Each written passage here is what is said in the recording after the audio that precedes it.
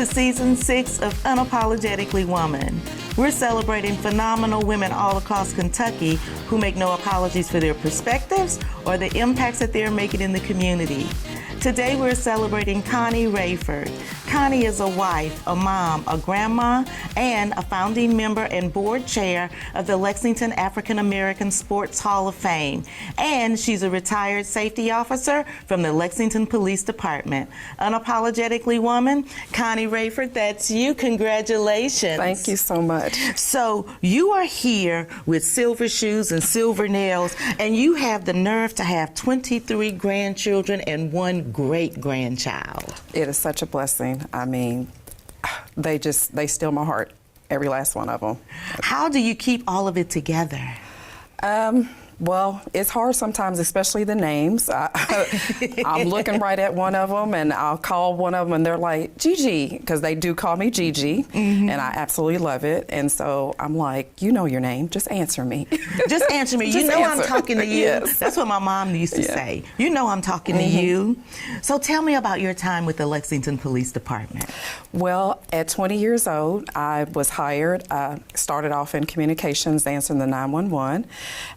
I stayed there for about 2 years, and then I had a captain came in and was, asking me about, wanted to become a police officer. And at that time, there was not too many females and African-American women on the police department. So I ended up going through both processes, police and safety officer. And in 1990, I was hired as a safety officer, and I was assigned to traffic. And then later on in my career, where I ended up staying, I was assigned to the Community Services Unit and did PAL, the Police Athletic League, which is a youth crime prevention program. Why is PAL important for you? It is a passion. For me, I just feel like when children are able to get opportunities, especially at a very young age, it just makes a difference. And especially when we are using sports, education, recreation to get their attention. So we just don't have kids coming in and just kind of preaching to them, but we're being mentors through cheerleading, through basketball, through all the sports that you can imagine. One of our prestigious programs, we had the Mustang Troop. And I was taken back a little bit. I was very reserved because, when I was younger, I wanted a pony. But when that didn't happen, I kind of got over that. So when they said that we were going to, when they said that we were going to have young kids around 13 or 14 come and ride horses at the horse park with wild horses, I was a bit reserved. But it ended up being one of our most prestigious program recognition throughout the country.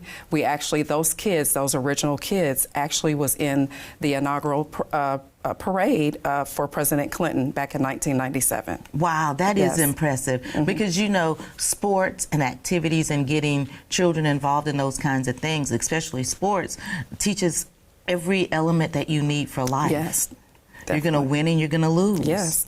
And one of the things, I'm glad you said that, because a lot of times we tell the kids, we never lose. We win or we learn. And so that's kind of how we look at it, and versus taking it as a loss. So you either win or you learn. That's how we look at it at PAL. And so, you have experience with children because you have your own, and you actually had your first at 16 years old. Yes, and I still look at that, even though some people may look at, oh, that was a mistake. It was an experience, and for me, that allowed me to. She helped me be better. Actually, she helped me grow up and take on my responsibility. I was truly blessed by my parents. I'm the proud daughter of Dwight and Allie, the late Allie Ross Williams, and I was just blessed that they didn't give up on me. That they didn't look at the situation that I was in, being a young mother, and just thought that was it for me. So they encouraged me, they supported me, but for me, I took on that responsibility. I didn't put my daughter off on them. So I was very much a part of her life, and just proud now today. She's actually a teacher at Booker T. She's a second grade teacher. So just super proud of her. Well, and you said that everything that you are today is because of your mom. Yes, everything. And I did lose her. It's kind of a touchy still, even almost 7 years later. It's something that you just don't get over.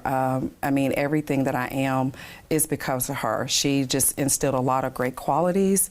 One of the last, not last memory, but we had an experience to celebrate our 50th and 70th birthday together back in 2018. And I always refer to her as my queen, my mom, my best friend, and we had a great time celebrating.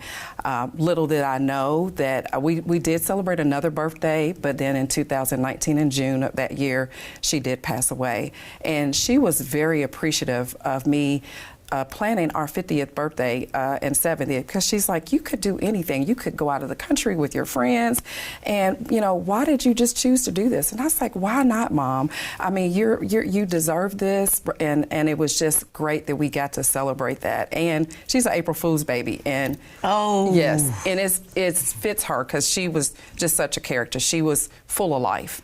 She always had all of us laughing. My grandkids just absolutely adore her. And she was our matriarch of our family, and so it was a big loss. What do you miss most about her? Just talking to her. I mean, because we talked every day, if not like twice a day. And if it was a very rare occasion, if I didn't talk to her. And so, but pretty much we made sure that we talked every day. I was on one particular birthday. It was kind of bittersweet because she called me when I was out of town working with J.S. Fairs and doing those things. And I missed her call. And I was so upset with myself, but not realizing she had actually left me a message. And so that was in 2018 or 19, I'm sorry. And she left me a message saying happy birthday. So when she passed, and a couple days, a little bit after, I found that recording. And so even though I can't hear her tell me physically happy birthday, a lot of times I get to play that on my birthday and hear those words from her. That is beautiful. Yes. And because of her, you have won so many awards. Yes. Which ones I know they're all special, but which ones mean the most to you? Oh, wow, that is a hard question. I feel like, especially with my career, 27 years with the police department, it was the first award that a chief had given, and it was a career award. And so myself and Jonathan Washington, my co-worker with PAL, and another officer, Debbie Wagner, we all three received the award that first year that it was presented or given out. And so that was just it was a great accomplishment and just a proud moment, because I had a lot of my family there, and of course my mom was living at that time. To share that time with my mom and my dad just meant everything to me. And so you are committed to community service. Yes. And making sure that people are recognized. Tell me about the Lexington African American Sports Hall of Fame. Wow, that's huge. Yes, it is very huge. And I remember me coming on the show at that time when we was having our first year.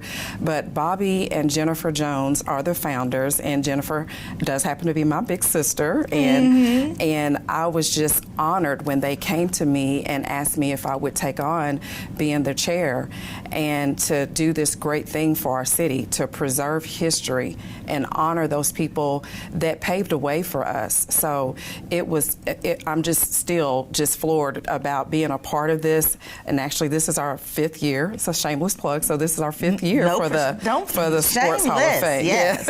Yes. Yes. So we will be celebrating our 5th year this year, and just to be a part of that.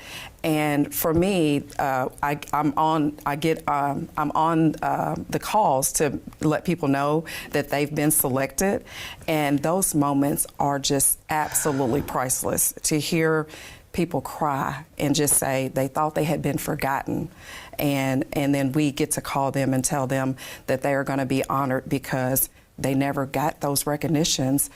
Some people waited 30, 40 years or more to get that recognition. So for the Layshoff to do this, it's just absolutely wonderful and such a blessing to be a part of. part of this. And you guys roll out the red carpet and limousines and Yes. the whole nine. Yes, we didn't want to hold back anything, not only just for our honorees, but for people attending. We wanted to give Lexington the absolute best.